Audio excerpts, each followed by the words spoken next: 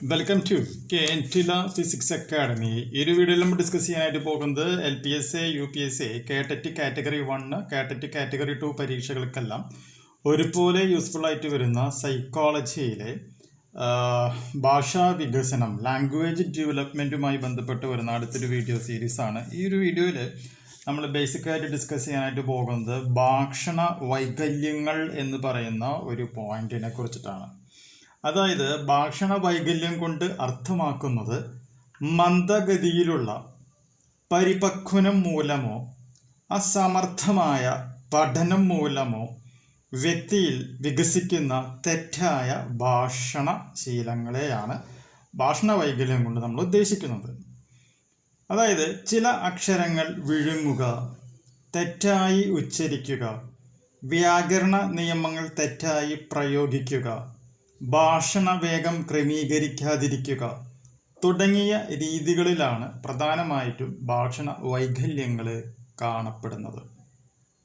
കൊഞ്ഞ, അസ്പഷ്ടത, വിക്ക് എന്നിവയാണ് സാധാരണ കാണപ്പെടുന്ന ഭാഷണ വൈകല്യങ്ങൾ.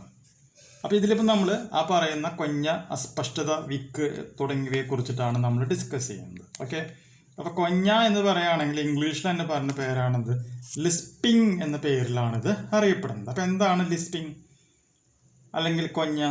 സംഭവം എത്രയേ ഉള്ളൂ, കൊഞ്ഞയിൽ ചില പദങ്ങൾ വ്യക്തമായി ഉച്ചരിക്കാൻ കുട്ടിക്ക് പ്രയാസം അനുഭവപ്പെടുന്നു. മനസ്സിലായില്ലേ? വ്യക്തമായി ഉച്ചരിക്കാൻ പ്രയാസം അനുഭവപ്പെടുന്നു. ഇതിലെ അക്ഷരങ്ങളുടെയും പദങ്ങളുടെയും ഉച്ചാരണത്തിൽ വരുന്ന മാറ്റമാണ് മുഖ്യമെന്ന് പറയുന്നത്. അക്ഷരങ്ങൾ, പദങ്ങൾ തുടങ്ങിയവയിലെ ഉച്ചാരണ വ്യത്യാസം.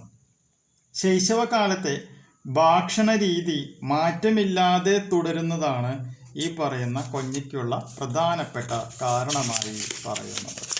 ഇത്രയും പോയിന്റുകളാണ് ഓർത്തിരിക്കേണ്ടത്. അടുത്തതായിട്ട് ഇതാണ് അസ്പഷ്ടത അല്ലെങ്കിൽ സ്ലറിങ് എന്ന് പറയുന്നത്. അതായത് ഒന്നിലധികം പദങ്ങൾ അസാധാരണമായി ഒട്ടിച്ചേരുന്നത് മൂലമാണ് അസ്പഷ്ടത ഉണ്ടാകുന്നത്. അസാധാരണമായി ഒട്ടിച്ചേരുന്നത് മൂലമാണ് അസ്പഷ്ടത ഉണ്ടാകുന്നത്. നെക്സ്റ്റ് പോയിന്റ് നോക്കുക. പറയാനുള്ളതെല്ലാം ഞൊടിയിടയിൽ പറയാനുള്ള വ്യഗ്രതയിൽ ആവശ്യത്തിലധികം തിടുക്കം കാണിക്കുന്നതാണ് ഇതിൻ്റെ കാരണം. ആവശ്യത്തിലധികം തിടുക്കം കാണിക്കുന്നതാണ് ഇതിന് കാരണം.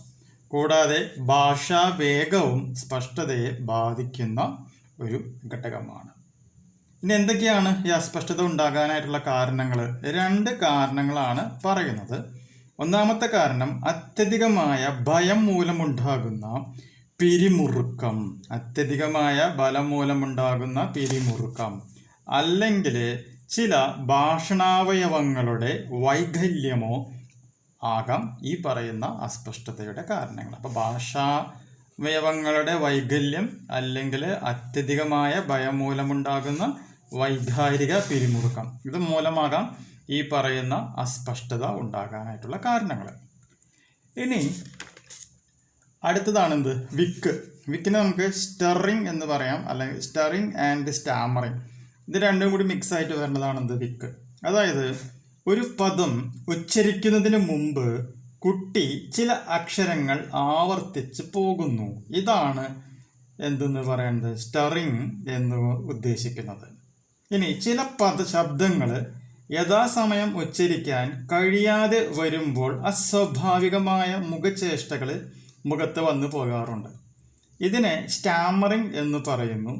സാധാരണ ഇത് രണ്ടും ഒരുമിച്ച് സംഭവിക്കാവുന്ന കാര്യങ്ങളാണ്. ഇനി എന്തൊക്കെയായിരിക്കാം ഇതിൻ്റെ റീസൺസ്?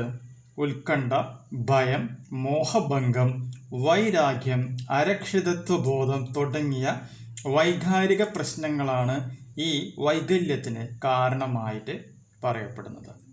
ഓക്കെ, അപ്പോൾ ഇത്രയും കാര്യങ്ങളാണ് ഇതുമായി ബന്ധപ്പെട്ട് നമുക്ക് അറിഞ്ഞിരിക്കേണ്ടത്. പിന്നെ നമുക്കറിയേണ്ട മറ്റൊരു പോയിന്റ്, ഈ ഭാഷാ വികസനത്തെക്കുറിച്ച് ഏറ്റവും അധികം പഠനങ്ങൾ നടത്തിയിട്ടുള്ള ഭാഷാ ശാസ്ത്രജ്ഞനാണ് നോം ചോംസ്കി എന്നുള്ളത് പ്രത്യേകം മനസ്സിലാക്കുക. കൂടാതെ ഭാഷയുടെ പ്രാഗ്രൂപം മനുഷ്യ മസ്തിഷ്കത്തിലുണ്ടെന്നും അതുപയോഗിച്ച് ഭാഷ നിർമ്മിച്ചെടുക്കാനും അറിവ് ആർജിക്കുവാനുമാണ് കുട്ടിയെ പ്രാപ്തനാക്കേണ്ടതെന്നുമാണ് നോം ചോംസ്കി വാദിച്ചിട്ടുള്ളത് എന്നും രചനാന്തര പ്രജനന വ്യാകരണം എന്നത് നോം ചോംസ്കിയുടെ ആശയമാണ് എന്നുള്ളതും മനസ്സിലാക്കിയിരിക്കുക. അപ്പം ഇത്രയും കാര്യങ്ങളാണ് ഭാഷാ വികസനവുമായി ബന്ധപ്പെട്ട് അറിയേണ്ടത്. സോ നമ്മുടെ വളർച്ചയും വികസനവും എന്ന് പറയുന്ന പോർഷൻസ് ആണ് നമ്മളിപ്പോൾ ഇവിടെ കംപ്ലീറ്റ് ആക്കിയിട്ടുള്ളത്. ഓക്കെ, അടുത്ത വീഡിയോയിൽ നമുക്ക് മറ്റൊരു പോർഷൻസ് ഡിസ്കസ് ചെയ്യാം. Thank you.